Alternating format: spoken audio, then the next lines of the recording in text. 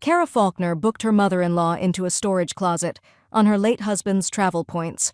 Nora Faulkner, widow and former event planner, didn't beg for a better room. She called an old friend who knew exactly where the real keys were kept. By nightfall, her name was back on the master suite and on every account Kara thought she controlled. She'd spent years as the quiet matriarch. Now she was the one setting the reservations. And when Kara tried to check in again, the system itself would tell her, "Access denied." All right, before we dive into this crazy story, do me a favor. Subscribe and tell us where you're watching from. The sun burned low over the red rocks of Sedona, casting golden light across the glass front of the Sedona Vista Resort. Guests stepped out of Teslas and black Escalades, their luggage wheeled swiftly behind them by uniformed porters. Inside, the lobby shimmered with polished stone, floral arrangements, and the quiet murmur of wealth. Nora Faulkner stepped out of the SUV last, her hand still on the doorframe as her son Liam and daughter-in-law Kara breezed ahead with Ellie in tow. She adjusted the strap on her modest weekender bag, the same one she'd used since before her husband passed. No one offered to carry it. Kara strode up to the marble front desk with the confidence of someone who expected upgrades. "Reservation for the Faulkner 5, she said crisply.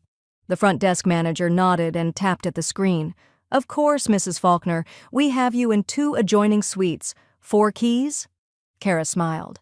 "Yes, that's correct." Nora stood a few paces behind, the phrase "the Faulkner 5" echoing in her ears. Her smile didn't falter, but something behind her eyes dimmed. The concierge extended 4 sleek leather card holders. Liam took them without looking back. Nora cleared her throat gently. "Excuse me, was there a key for me?" The concierge hesitated, eyes flicking to the screen. "I'm sorry, ma'am. I only have 4 names on the master booking." Kara's head turned, tight and composed. "We thought you'd want something quieter. You mentioned needing rest." "I didn't mention sleeping next to mop buckets," Nora said quietly. A younger staff member appeared at the edge of the lobby. "Ma'am, I can show you to your accommodations." Nora followed him down a side hallway lined with guest rooms that slowly gave way to staff-only signage. The air cooled and dimmed.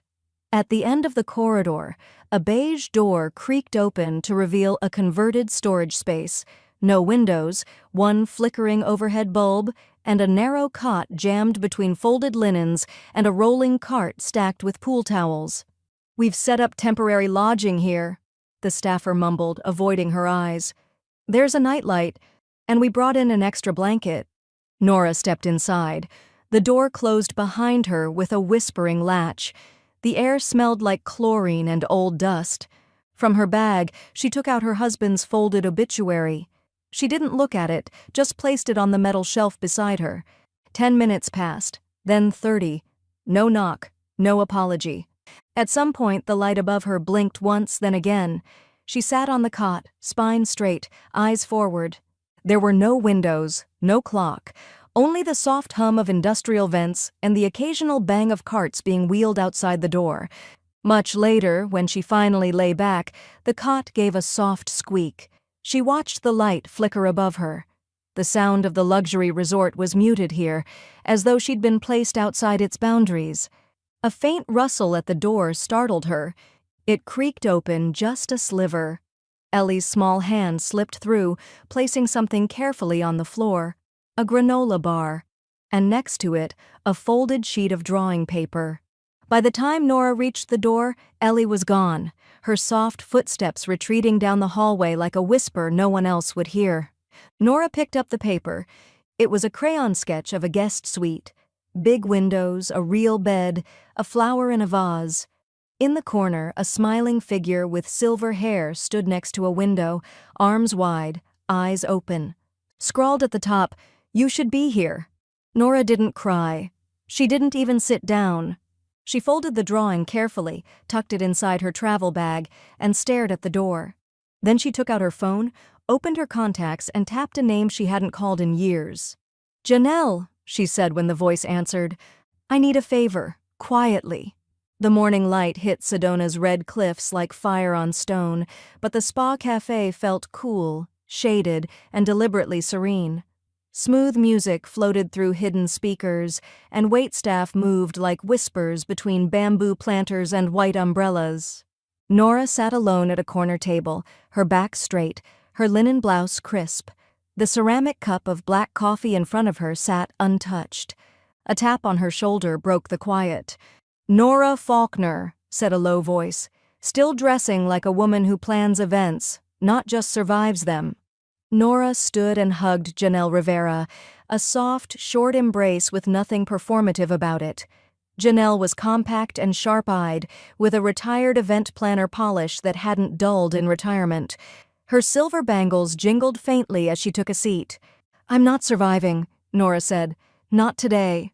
Janelle slid her sunglasses off. "Then tell me what the hell's going on?" Nora took out her phone, tapped into her email, and turned the screen toward her. "This is the original reservation," she said. "The one Kara forwarded 2 months ago. 5 guests, my name included. Now look at this." She swiped up to reveal a second email, dated 3 days ago, from the resort's confirmation system. Only 4 names listed. Janelle scanned it quickly, then opened her own phone, her nails clicking against the screen. "Who paid?" Nora's voice was flat. "They used Malcolm's points." Janelle's thumb stopped mid-scroll. She looked up. "They booked it," she said slowly, "with your late husband's travel rewards?" Nora nodded once. "And left you off?" Janelle's voice had dropped to a near growl. "I slept next to a mop sink," Nora said, her tone brittle. Janelle exhaled sharply and leaned back in her chair. "That's not just cold, Nora. That's strategic. You weren't just forgotten. You were removed."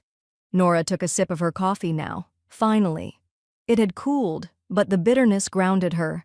"I don't want pity. I want clarity." "Well," Janelle said, already scrolling again, "good news. I still have contacts. Alex Kim runs this place now. He was in training when I did the Sedona Gala back in 14. Sharp guy. Doesn't love liars." "I'm not asking for favoritism," Nora said, "just truth. That's what Alex gives." She put down her phone. "But the request has to be clean. Righteous." Nora reached into her tote and pulled out a manila envelope, the edges worn from years in a home file drawer. Inside, her original marriage certificate, a copy of the travel trust agreement, and a notarized code that Malcolm had insisted she memorize. "In case I go first," he'd said years ago. She slid it across the table. Janelle didn't smile. She just nodded, sharp and slow. "This," she said, "isn't survival either. This is repositioning." From across the patio, a server approached with a tray of lemon water and small plates. Nora watched him pass, then turned her gaze toward the cliffs beyond. The morning breeze shifted the edge of the envelope slightly, exposing the words, "Primary Legacy Beneficiary," typed in bold. Janelle lifted her phone again. "I'll text Alex," she said. "Give him 30 minutes. He won't make a move unless he knows it's clean. But if he says yes..." She tapped the message and hit send. "You're not just back on the reservation." "What am I then?" Nora asked, voice low. Janelle's eyes didn't flinch. "You're the one holding it." Nora didn't blink. Instead, she leaned forward, opened her bag, and carefully placed Ellie's folded drawing next to her coffee cup, the one with the sketch of the guest suite and the crayon version of herself, arms wide open. She smoothed the paper's edges with her fingertips, then looked up toward the resort's gleaming glass facade. Let them have their brunch, she thought. Her table had just become the command post. The scent of rosemary focaccia and seared scallops drifted through the rooftop breeze as the Faulkners gathered at their patio table under a canopy of string lights. Waiters lit candles in glass cylinders, while Kara posed her wine glass just right for a photo that would never include Nora. She wasn't invited. From her room-turned-linen closet, Nora had watched the sun dip behind the cliffs through a maintenance window across the hallway. She heard laughter echo faintly through a vent. Liam's bark, Kara's polished chuckle. No one had knocked, no one had called. Her phone buzzed. "Ellie, they said you were tired." Nora stared at the screen. One sentence. No emoji. Just the truth with a teenager's devastating brevity. She stood, ran a comb through her hair, and stepped out of the storage room like someone leaving an accident she refused to call a crash. Downstairs, the main lobby had dimmed into evening elegance, everything amber and low and expensive, but Nora turned away from the elevators, heading toward a small sign near the concierge, Vista Cellar Lounge, private access only.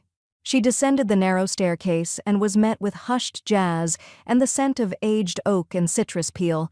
No crowd, just scattered guests speaking in murmurs over charcuterie and candlelight. She found an empty booth in the corner and settled in, alone but entirely composed. A waiter approached. "Ma'am? I'd like something simple," she said. "No shrimp? No pork. Just something warm and well-plated." He gave a short nod and disappeared, returning minutes later with a single plate of roasted vegetables, herbed chicken breast, and a glass of deep burgundy Syrah. Nora inhaled once, then picked up her fork. "Mrs. Faulkner?" She looked up. Alex Kim stood beside her table, dark vest, resort pin, clipboard tucked under his arm. He didn't smile, but his voice carried a practiced warmth. "I'm Alex," he said. "Front desk and client services. We've completed preliminary verification on the Legacy Trust." Nora dabbed the corner of her mouth with a napkin, calm as if this were any Tuesday. "And?" she asked. "Your ID checks out. So does your history. Your name is tied to the founding member of the account and attached trust." "Meaning?" "Meaning the system is re-evaluating your access." He lowered his voice. "While it does, I've arranged temporary lodging more appropriate to your status." He extended a leather folder.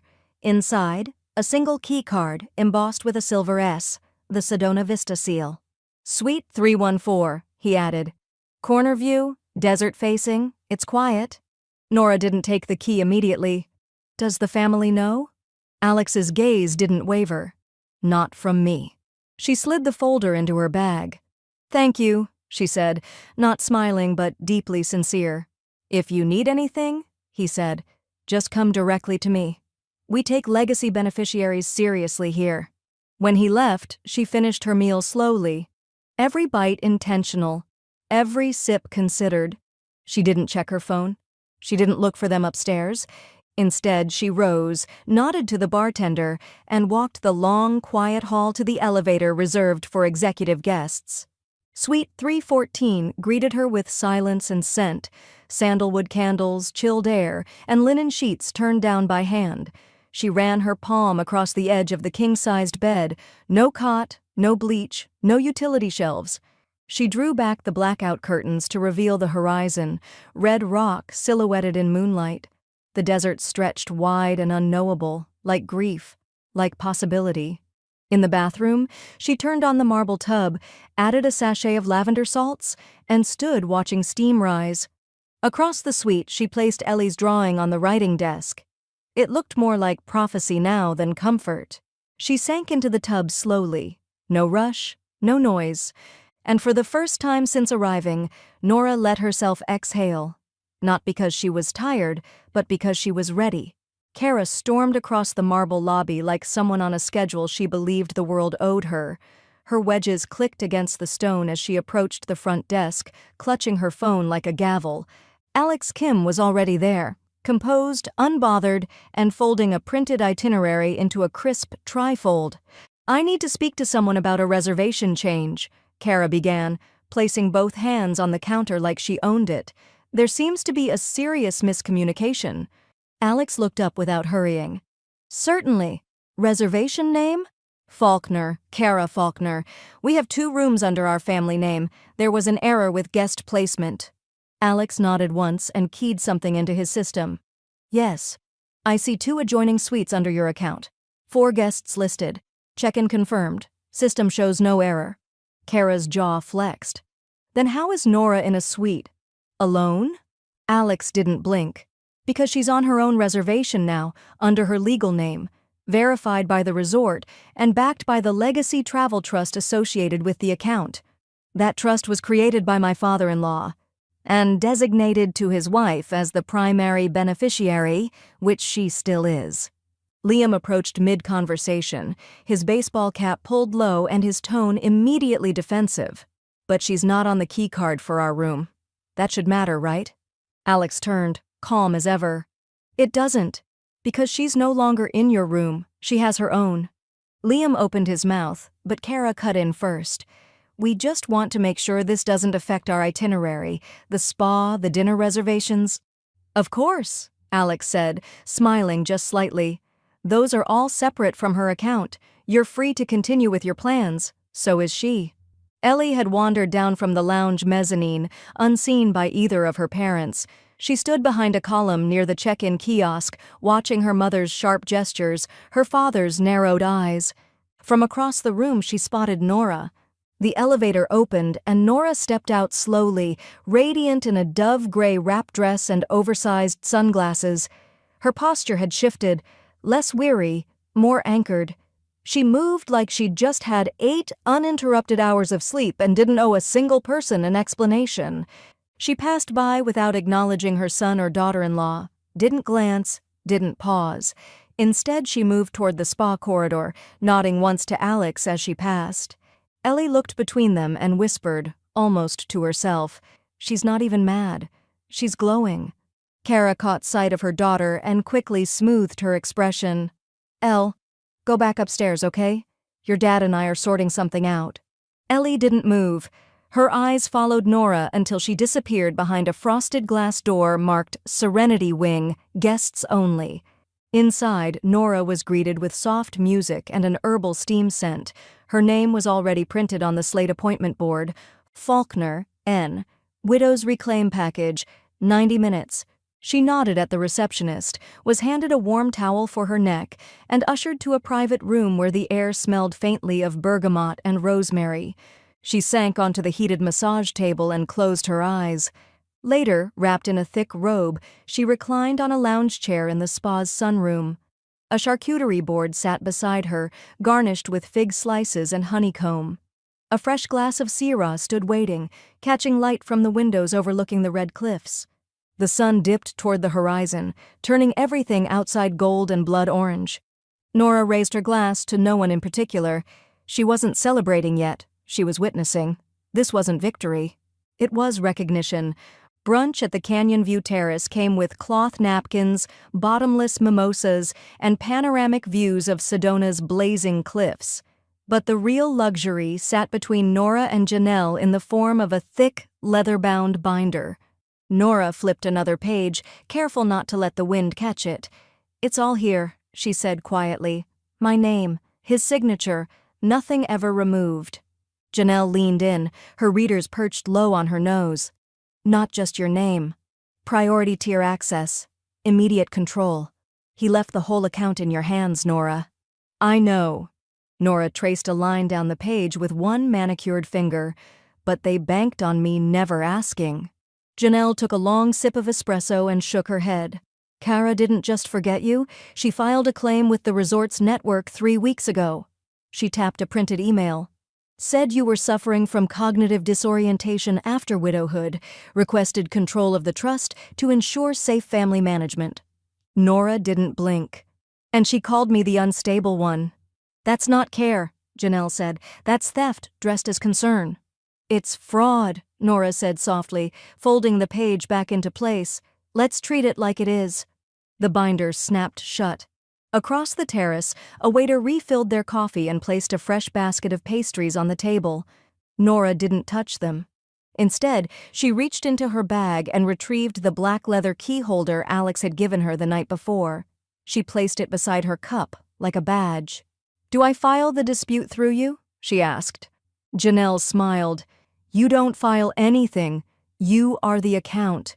Just then, Alex approached, clipboard in hand, dark sunglasses tucked into his shirt pocket. "Good morning, ladies." Nora nodded, calm and clear-eyed.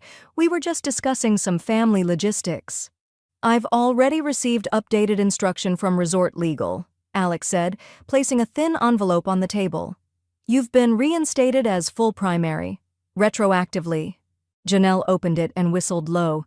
"That fast?" "We take legacy claims seriously," Alex said. "Starting today, full concierge services are available to you. You'll have administrative access to all itinerary items tied to the travel trust, as well as authority to override, reassign, or cancel any elements." Nora let that sit in the air like heat off the rocks. "Does the family know?" she asked. "They're being notified now." 2 floors down, Kara's tablet buzzed in her lap mid-pedicure. She tapped the screen and stared. Notice: Travel Trust Beneficiary Control Reassigned. Primary: Nora M. Faulkner. Effective immediately. What? Her voice was sharp enough to make the spa attendant glance up. Liam looked up from his lounge chair. "What now?" Kara stood, grabbing a towel. "She's taking everything. The dinners, the excursions, the room upgrades." "She can't do that." "She just did." Back on the terrace, Nora stood and took one final look at the cliffs. "They're going to come after it again, aren't they?" Janelle smiled like someone watching fireworks just before the boom. "Let them try." That afternoon, Kara stormed back to the front desk in a peach maxi dress and too much bronzer. She slammed her phone on the counter. "I need to speak with Resort Legal." Alex stepped out from behind a frosted panel, holding a folder. "Already did. Your previous claim was reviewed. The documents were inconsistent and misleading. I was trying to protect the family experience." "By removing the family's matriarch?" he asked smoothly. "I'm not going to be excluded from the trip I booked." "You're not," he said. "You're just no longer in charge of it." Her voice pitched upward. "She's turning this into some kind of power play." Alex didn't flinch. "We call it a correction." That evening, Nora sat on her private terrace in a white robe, legs crossed, a fresh Syrah in hand. A curated charcuterie board rested on the table beside her. Soft cheeses, smoked nuts, local olives. Sunset was beginning again, the red rocks igniting like slow flame. She tapped open her phone, read the legal confirmation from the resort again, and smiled to herself. Her trip, her rules, her name in bold. The Serenity Wing smelled like eucalyptus and lavender, the kind of scent that whispered money and silence in equal measure. Nora walked barefoot across heated stone floors, her robe folded perfectly, her hands loose at her sides. A spa attendant met her by name. "Mrs. Faulkner, your treatment room is ready." The suite was designed for stillness, a rainfall shower, a soaking tub lined with river stones, and a massage table already turned down in soft taupe linen. A carafe of cucumber water waited beside a candle marked Widow's Reclaim, custom blend, Janelle's handiwork. Nora lay down without a word, no fanfare, no second thoughts. Outside the spa suite, the glass doors slid open again, harder this time. Kara barreled in, cheeks flushed, heels loud. "I need access to room 6, she snapped. "My mother-in-law is in there and this is a family misunderstanding." The receptionist didn't blink. "I'm sorry. That treatment room is privately reserved." "I'm not asking to take over, I'm just asking to go in." "You weren't booked today, Mrs. Faulkner." Kara's eyes darted to the computer screen. "Check again." "We did. This wing is restricted to primary beneficiary appointments today." Kara's mouth opened, closed, then opened again. "So she gets the whole spa now?" "She reserved it using the Travel Trust's executive tier," the receptionist said evenly. "It's legally within her authority." Kara stepped back as if slapped. Unbelievable! Across the spa courtyard, Ellie lingered behind a potted aloe plant, unnoticed. In her hands, a folded card made from the resort sketch pad and a few crayons she'd taken from the front desk. She waited for the receptionist to turn, then quietly tiptoed over to Nora's door and slid the card underneath. Back inside, Nora's massage ended in silence.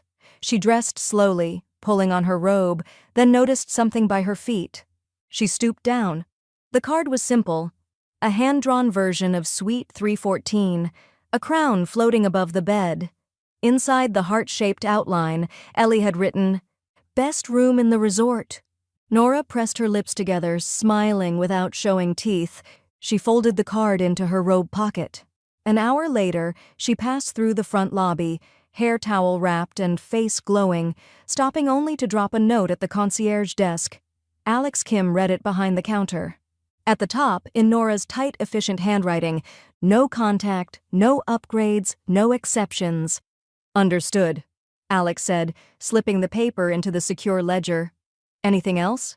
"Yes," Nora said, pulling a second slip from her pocket. Have their spa charges rerouted. I don't want a single eucalyptus wrap billed to the trust." Alex's mouth twitched, not a smile, just quiet respect. Consider it done. Down at the pool, Liam sat hunched over a watered-down drink, his sandals half off, socks rolled at the ankles. He stared at the surface of the water like it had answers. Kara paced beside a lounge chair, phone to her ear, talking in clipped bursts. "No, I'm not overreacting. She's weaponizing a weekend." Pause. "No, you don't understand. She's got concierge privileges. Do you know what that means here?" Pause. "She's not even doing anything. She's just breathing expensive air." Liam rubbed his temples. "Can we just do the hike tomorrow and pretend this didn't happen?" Kara spun on him. "No, we can't just hike. Not unless she approves it." Upstairs, Nora changed into fresh linen pants and a navy blouse, opened the mini-fridge, and poured herself chilled cucumber water.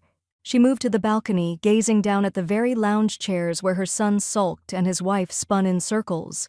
She watched them a moment, then turned away, not with satisfaction, with certainty.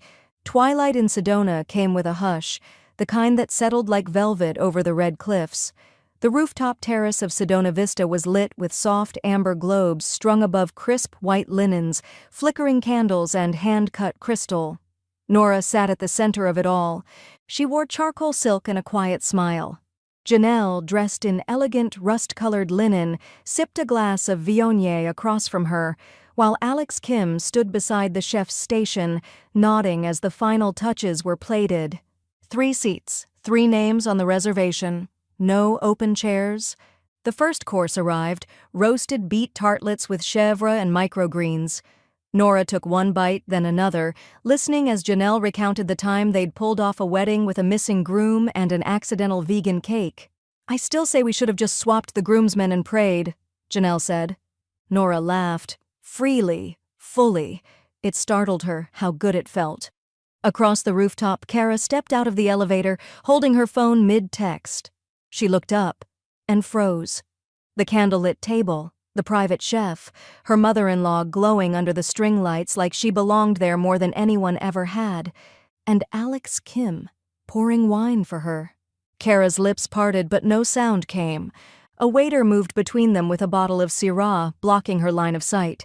She took a step back, then another, and vanished into the elevator like smoke. From behind a planter near the terrace's edge, Ellie appeared, half hiding in a zip-up hoodie and hotel slippers.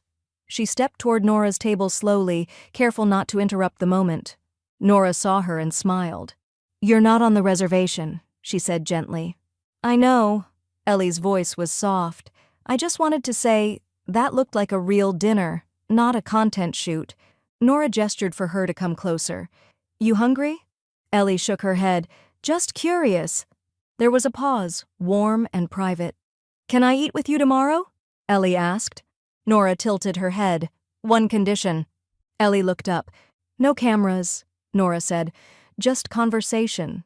Ellie's smile returned, the real kind, the one she didn't post. "Deal."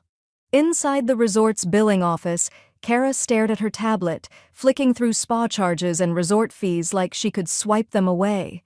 A red banner flashed at the top. Family Suite 207, balance exceeded, please visit front desk. A knock at the door. Not a soft one. She opened it to find Alex standing there, composed as ever, holding a single envelope. "Evening, Mrs. Faulkner," he said. "I wanted to personally deliver this, out of courtesy." She took it, staring at him like he'd just offered a subpoena. Inside, a printed receipt. The amount wasn't large, but the name on the sender line chilled her more than the total. Charged to the Faulkner Trust, reserved beneficiary Nora M. Faulkner. Authorized approval, discontinued. Alex offered a polite nod. "Your room account is currently out of credit. We'll need a personal card on file for the remainder of your stay." "She's doing this to humiliate me," Kara snapped.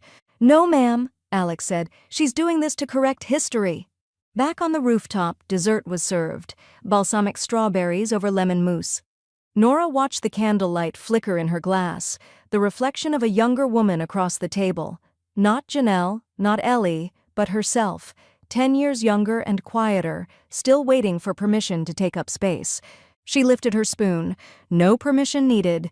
Below, a family of 4 took a selfie on the lower patio, the kind Kara would have curated, filtered, posted with a hashtag. But up here, no one posed, no one edited. Just light and food and memory being made on her own terms. The Sedona Vista Suite was the crown jewel of the resort, top floor, triple terraced with unobstructed desert views, and a private entrance few guests even knew existed. It was usually reserved for high-profile guests, retired senators, discreet celebrities, the kind of people who didn't post photos because they didn't need to.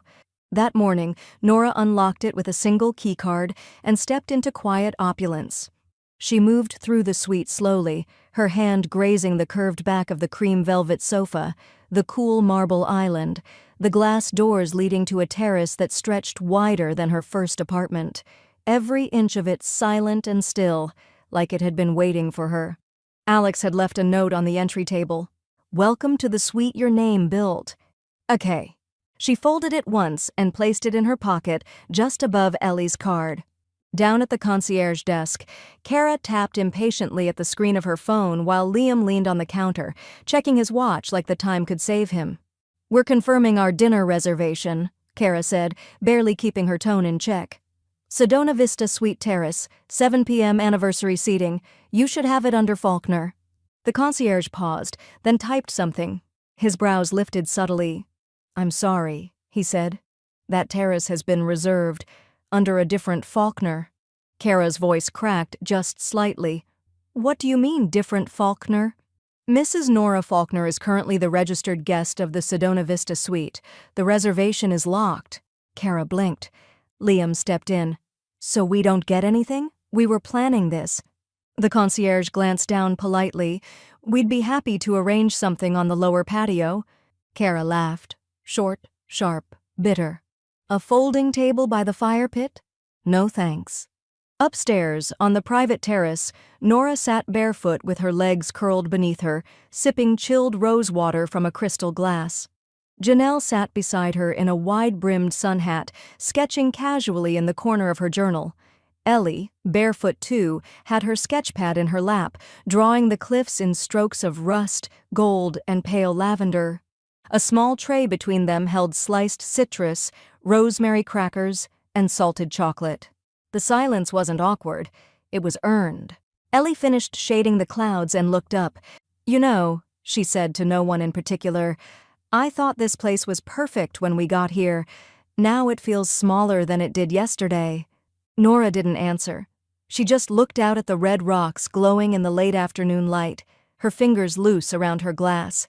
Janelle said it first. "That's what happens when you reclaim space that always had your name on it." Below, on the edge of the lower patio, Kara stood by the decorative railing, arms crossed, face blank. She didn't speak. She didn't need to. The silhouette of her mother-in-law seated high above her, visible through gauzy white curtains, backlit by gold light, said more than words ever could. Nora didn't turn around. She just lifted her glass in a slow, elegant toast. No gloat, no grin. A gesture of ownership, one that didn't need an audience to matter.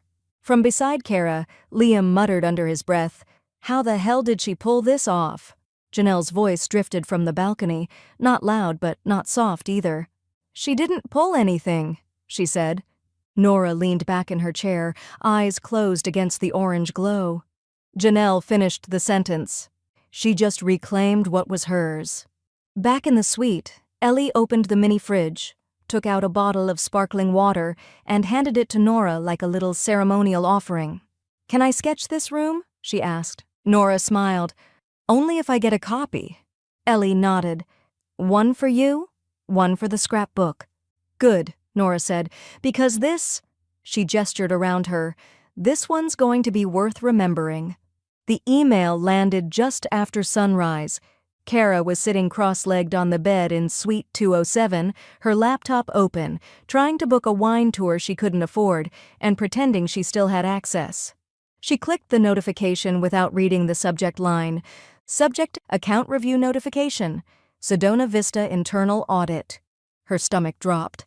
Your guest account has been flagged for internal review due to discrepancies in the booking process, including falsified beneficiary data and unauthorized trust modifications. Effective immediately, you are suspended from making reservations under the Faulkner Travel Trust or its affiliated networks. She blinked, reread, blinked again. What the hell? She muttered. Liam shuffled out of the bathroom in a towel, rubbing his head with another. What now? Kara turned the laptop toward him. Apparently, I'm banned. For what? Misuse of a legacy account. Liam squinted. You didn't misuse it. I optimized it.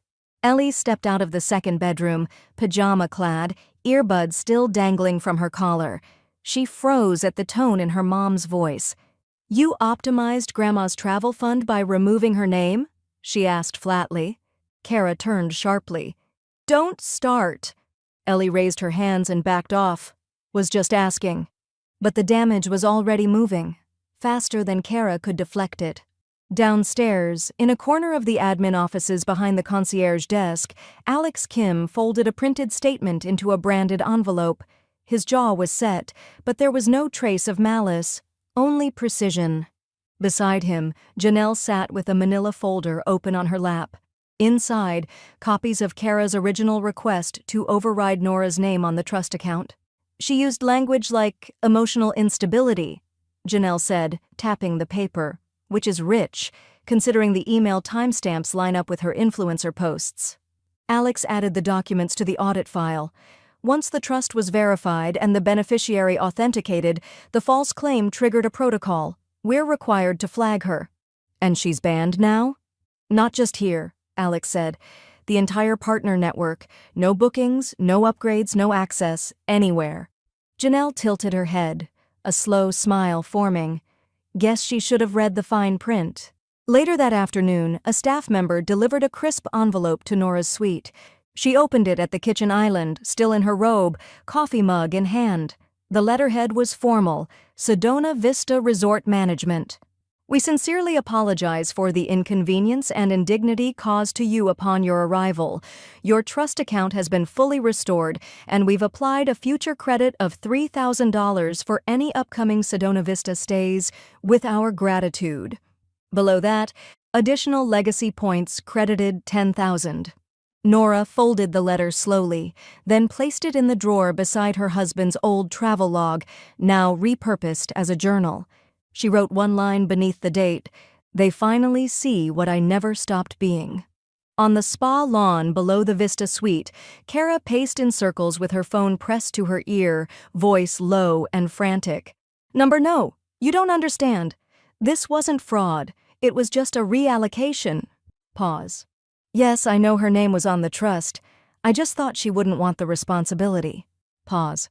No, I didn't lie. I filtered. Ellie sat beneath a jacaranda tree just far enough to pretend not to hear, but not far enough to miss it. Kara's voice rose, slicing the afternoon air. I'm not getting banned over some widow's revenge trip.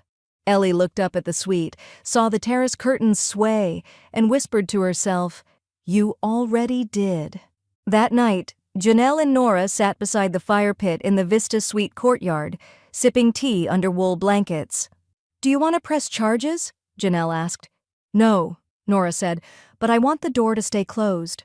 Janelle nodded. It will.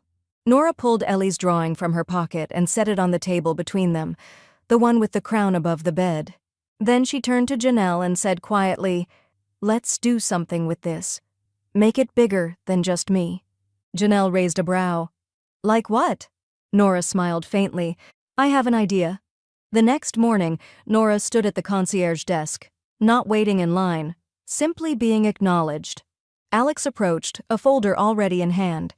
I took the liberty of updating your guest file, he said, sliding the folder toward her.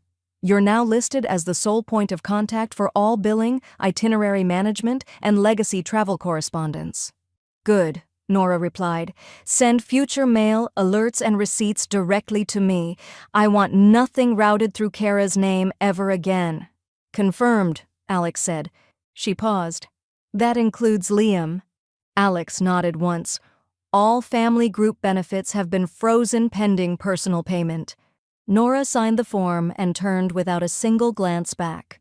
Liam found her in the Vista Lounge an hour later, where Ellie sat on a wide chair with her sketch pad, drawing a pale watercolor of the red cliffs under cloud shadow. "Mom," he started, arms loosely crossed. "Can we talk?" Nora didn't look up. "You're talking." He shifted his weight. "Look, it wasn't my idea. You know Kara. She's the planner.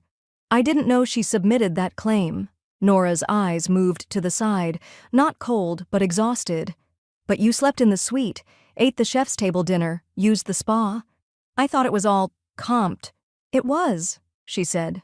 "To me." Liam exhaled through his nose, lips pressed tight. "I didn't mean for this to happen. You know how Kara gets when she thinks she's right. And you let her think it," Nora said softly. "That's the part that still stings." He looked away. "You were supposed to say, she's his wife, not, she's just tired." There was a long pause between them, filled only by the soft brush of Ellie's pencil strokes. Liam cleared his throat. "I just don't want this to ruin everything." Nora gave a tired smile. "It didn't ruin everything. It just revealed it." Later that afternoon, Kara's phone buzzed with a single-line text from the resort billing team. "Suite 207 charges flagged, unauthorized luxury upgrades, rerouted to backup payment on file." A second later, her banking app buzzed. $4,973.22, pending charge, Sedona Vista Resort. She blinked at the number. Then again. "Liam!" she shouted, holding the phone out like it was broken. "They charged our card." "For what?" "Massage add-ons, wine pairings, that stupid poolside cabana you insisted on." "I didn't insist," Liam said, already weary. "I just went with the flow." "Well, the flow just drained our checking account." Across the resort, Ellie sat cross-legged on a plush daybed in Nora's private lounge, a half-finished sketch of a woman in sunglasses and a wide-brimmed hat resting on her lap. A tray beside her held mint tea, fresh berries, and a note from the concierge. "Guest privilege confirmed, Sedona Vista Legacy Lounge access for E. Faulkner." She smiled without needing to understand what it meant. Upstairs, Nora watched from the suite balcony, quietly folding a silk scarf and placing it in her travel drawer. There was no music playing, no dialogue, just the sound of someone reclaiming their silence. Back online, Kara refreshed her influencer dashboard. The banner had changed, account under review for ethical violations. And below that, dozens of comments. "Is this the one who booked her mother-in-law into a supply closet? Oof, if you're gonna fake luxury, at least don't use someone else's dead husband's points." Trust abuse? That's new. Her curated grid had become a cautionary tale. She closed the laptop. For once, no filter could fix it. That evening, Janelle arrived with a printout in hand. "It's spreading," she said. 4 boutique travel groups flagged her name, her credibility's toast. Nora took the paper and scanned it. "Good. Let the silence speak for me." Janelle handed her a second sheet. "This one's more interesting." A spreadsheet, line items totaling Kara and Liam's resort charges. At the bottom, a note from the billing team confirming successful rerouting. Nora circled the line in red ink. "Removed from trust. Final payment. Guest's personal card." She didn't smile. But she did exhale, slow and full. Sunday morning came with the scent of fresh herbs and scrambled eggs drifting from the rooftop dining patio. Table 12 had a reserved placard marked Faulkner Farewell Brunch, linen napkins, gold flatware, and a custom-printed menu with everyone's name. Except Nora's. She wasn't invited. Not officially. Kara wore a white midi dress and gold bangles, hair blown out just enough to whisper effortless. She posed with Liam near the mimosa station while the resort photographer snapped a few shots. "Let's do one of just us," she said brightly. "One with Ellie next." But Ellie wasn't there. She was 3 floors up, barefoot on the terrace of the Sedona Vista suite, wearing a hoodie over her tank top and holding an old-school instant camera she'd picked up from the gift shop. Nora stood beside her, loose cotton blouse, coffee mug in hand, watching the light shift over the cliffs. She didn't need a filter. She never had. Ellie leaned in, raised the camera, and snapped a photo mid-laugh.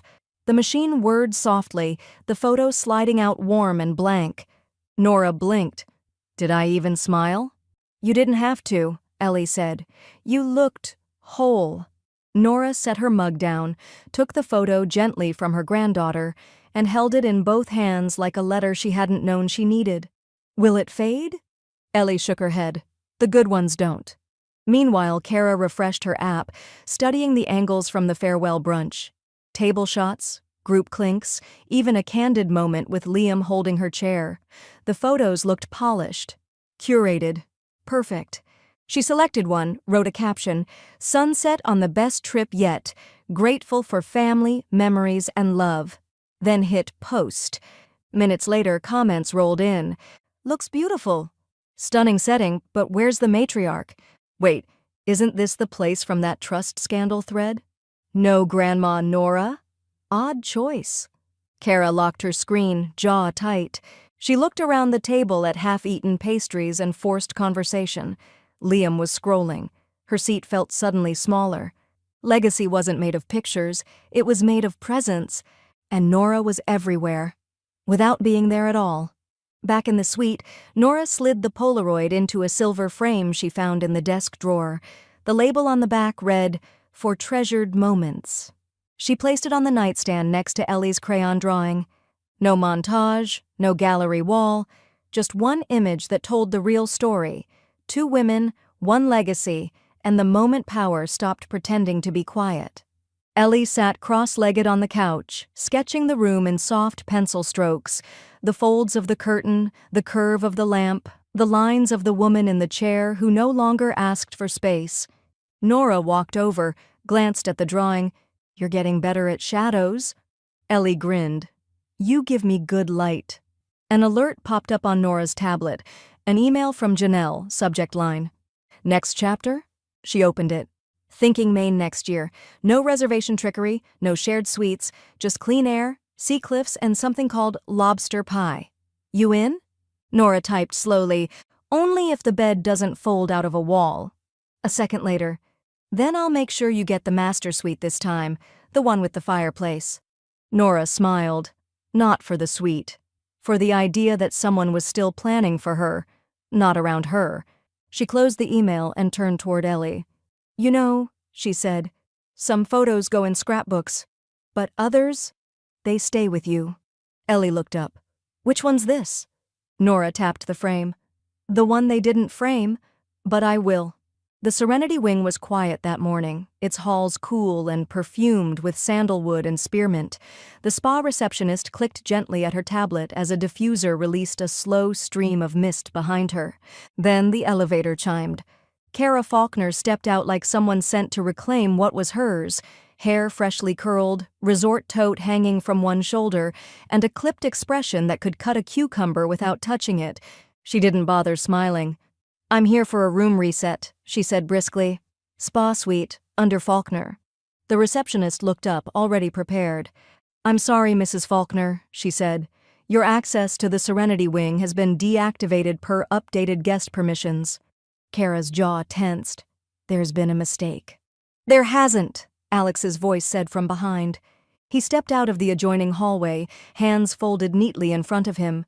"You've been removed from all trust-related access points," he said gently but firmly.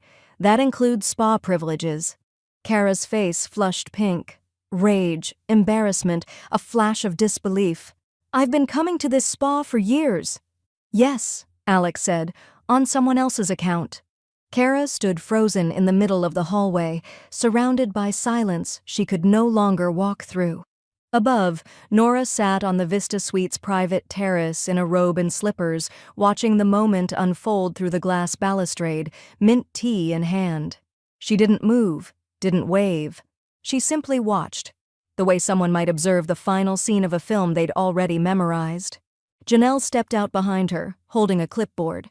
"Bags are being sent to the front desk," she said. "Early checkout. Their request was never confirmed, so we technically still control the room block." Nora sipped her tea.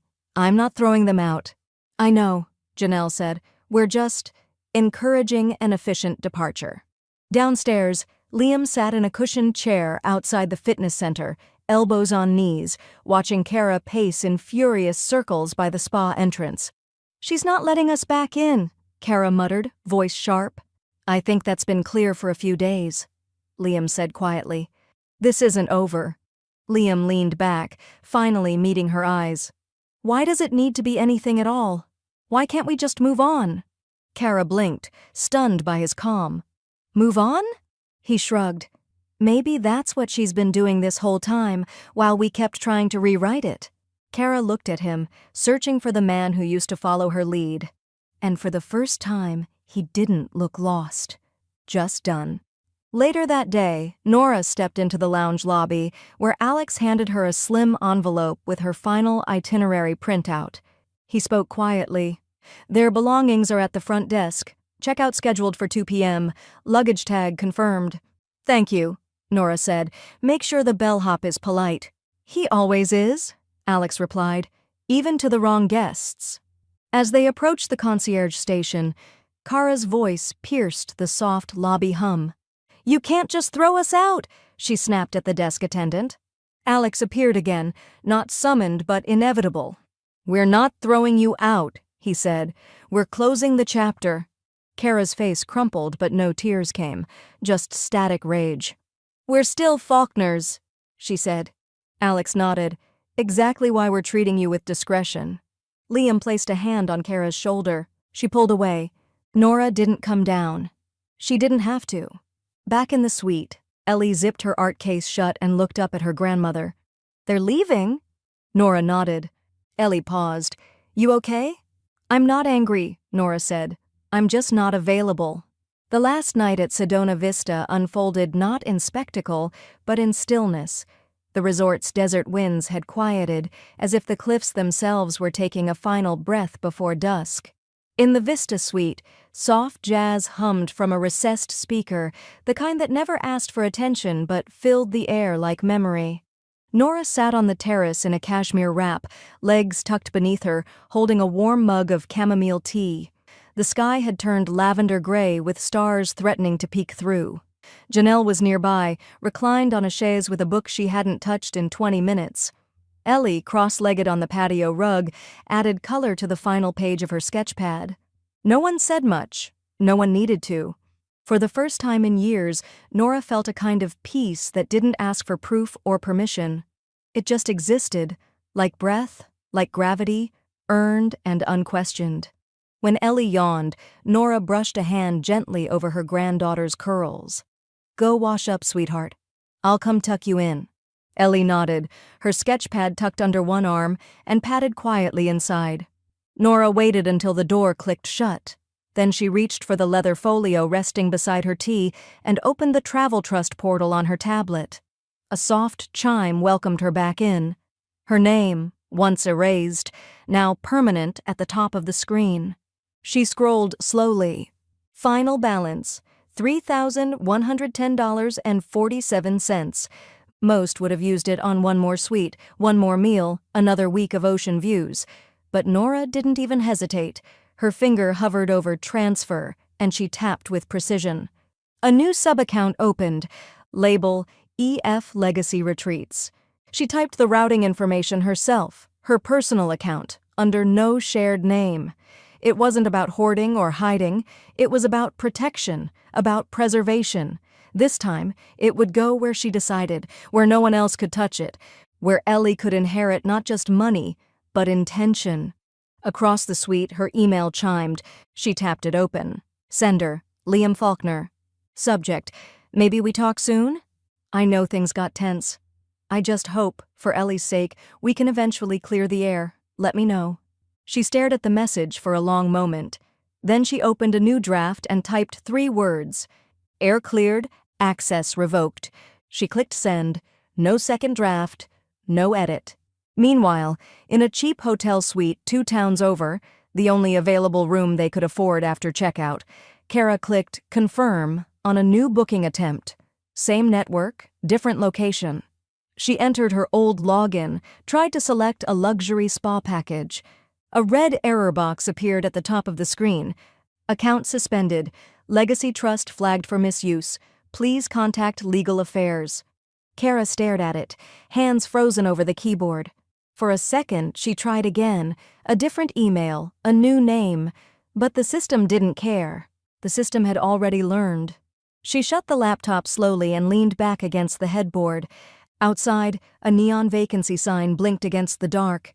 Back at Sedona Vista, Nora placed her tablet on the table and rose to close the terrace doors. The room inside was dim, lit only by bedside sconces and the faint shimmer of desert light. Ellie's framed Polaroid still sat on the nightstand beside her crayon sketch, two tiny beacons of what had been salvaged. Janelle closed her book finally and stood. "Think she'll try again?" she asked softly. "She already did," Nora replied. "This time the door doesn't just lock." Janelle raised an eyebrow. "It vanishes," Nora said. They exchanged no more words. Instead, Janelle kissed her on the cheek and disappeared down the hall to her own room, her own door, her own earned rest. Nora slid under the soft white sheets, cool against her skin, and reached to switch off the light. But before she did, she looked at the framed photo once more. Not for confirmation, not for comfort, just to remember what a clean break looked like. Then she whispered, more to herself than anyone else, "Balance restored." And finally, with no one left to answer to, she turned out the light. The house didn't greet her with noise or echo when she returned, only stillness and sunlight through gauzy curtains. It smelled faintly of lavender and cedar, a blend she'd learned to love during long, quiet afternoons when the world moved too fast outside her walls. Nora set her suitcase down by the entryway but didn't unpack. Not yet. She walked through each room as if reacquainting herself, fingertips skimming the backs of chairs, the edges of doorframes. Nothing had changed. Not really. But she had, and now even the silence felt different. Less hollow, more chosen. When she entered the study, her breath caught. There, resting against the wood grain of her writing desk, was a small envelope. On the front, her name, written in blocky, earnest handwriting. Nora. All caps, no grandma this time, just her name, her whole self. She opened it carefully, fingers slow. Inside was a folded card made from thick paper. Ellie had drawn a tiny version of the Vista suite, complete with string lights and a wide-open terrace. Underneath, in her careful, looping print, "Thank you for showing me how to stay where I belong." Nora didn't sit immediately. She stood there, holding the card like something sacred, the kind of thank you that didn't ask for praise, only placement. She looked up, and her gaze settled on the photo now framed above her desk. The Polaroid, the one from the last morning on the terrace. Ellie mid-laugh, Nora's hand on her shoulder, both of them lit by desert sun. No filters, no rehearsals. A moment real enough to hang in permanence. The phone rang just after noon. She answered on speaker while unpacking one drawer at a time, placing scarves where they belonged and folding old receipts into the bin without hesitation. Janelle's voice came through bright and familiar. "So," she said, "you ready for the next one?" Nora chuckled softly. "You mean a trip that doesn't come with legal audits and luggage sabotage?" "Exactly. Clean air, salt breeze, I've got connections in Maine, cottage rental, fireplace, actual privacy. As long as the bed doesn't fold into a wall," Nora said, sliding a silk blouse into place. Janelle laughed. "Promise, master suite, real mattress, and no one but you gets the key." Nora smiled to herself, not the quick, polite smile people gave to keep things pleasant. This one was slower. It rose like morning light, quiet, earned, and lasting. "Then I'm in," she said. "Let's make it a tradition." "Legacy retreats," Janelle said with a wink in her voice. Nora's smile widened. "Exactly." That evening, she sat at the dining table with a glass of Merlot and the legal binder open beside her. No chaos, no tension, just intentional pages and a black pen. She reviewed the estate document slowly. On the beneficiaries page, she drew a single neat line through two names. Kara Faulkner, Liam Faulkner. Her hand didn't tremble. Beneath them, already printed, Eleanor Faulkner, primary heir, advisory contact. She initialed the update, then turned the page to the trust name, Faulkner Travel Legacy Account. A pause, then a decisive stroke of her pen. She crossed it out and wrote in script just beneath it, "The Nora Fund, not for ego, for clarity," so no one would forget where it began and where it would go next. Later, she returned to the study and lit the small candle that always reminded her of rosemary and dusk. The light glowed against the glass of the framed Polaroid, casting a soft shimmer along the desk. Outside, the wind whispered through the trees, just enough to rustle the leaves but not enough to press against the windows. Peace again, but this time, not a fleeting gift. This time, peace was permanent, designed, protected. She took a final sip of her wine, eyes drifting to the card Ellie had left, still sitting just beneath the photo. She whispered aloud, voice clear in the still room. "Turns out, the room I deserved was always the one I built for myself." And somewhere in the quiet, it felt like something bigger than walls answered back. The porch creaked beneath their chairs, but it wasn't a complaint. Just an old house letting its guests settle in. Nora sat with her legs crossed at the ankle, a mug of coffee in her hands and a light cardigan draped over her shoulders. Morning had arrived in layers, pale gold over the treetops, a soft breeze curling in from the east. She didn't check the weather app. She didn't need to. Janelle sat beside her with a slice of toast balanced on a napkin and her phone face down on the armrest. Neither of them had spoken in a while. They didn't have to. The silence between them had become a kind of language, one that didn't require punctuation.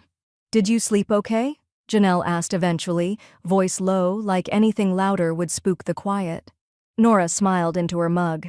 Like someone who didn't owe anyone anything. They both laughed, a soft, knowing sound that echoed gently off the porch rail. Somewhere in the distance, a dog barked, and a breeze lifted the corner of the tablecloth. It was all so wonderfully uncurated. Just before noon, a white FedEx van pulled up to the curb. The driver hopped out and jogged up the path, clipboard in hand.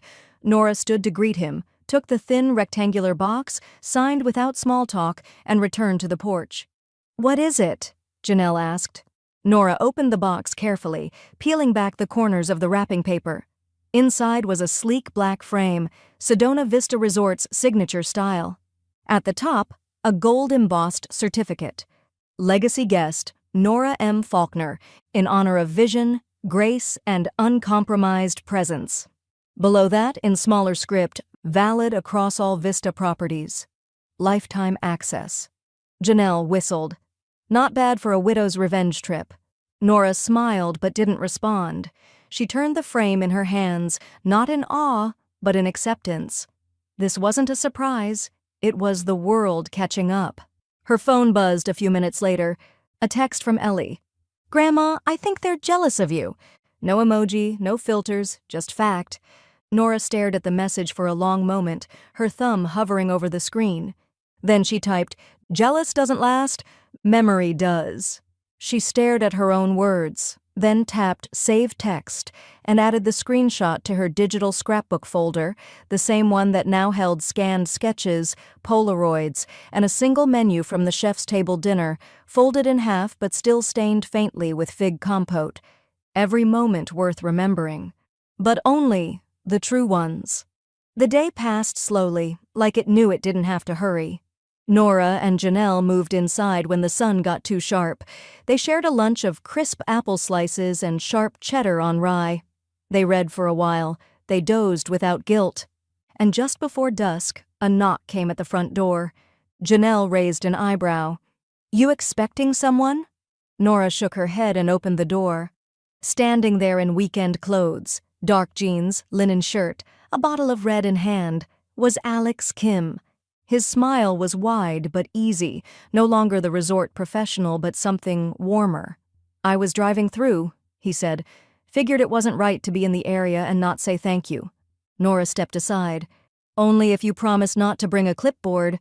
"No clipboard," he said, holding up both hands. "Just Merlot."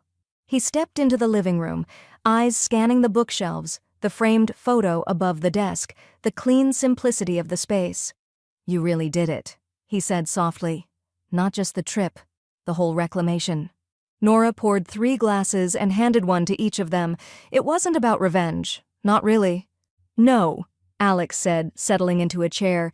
It was about vision. Nora looked toward the window, the soft purple sky casting long shadows across the hardwood floor. It was about not asking anymore, she said. Just becoming. They clinked glasses gently, no toast needed. Later that night, long after the wine was gone and Janelle had gone home, Nora stood barefoot in the hallway, staring at the framed certificate on her wall. The porch light was still on. The wind had picked up just enough to whisper under the door. She walked into the study, turned off the lamp and ran one hand along the edge of the desk. Then she whispered, "Not for anyone else, not for the scrapbook, not even for Ellie, but just for herself. They made me invisible. So I built a view they'll never see." And this time, she didn't close the door behind her. She left it open, for what and who would come next.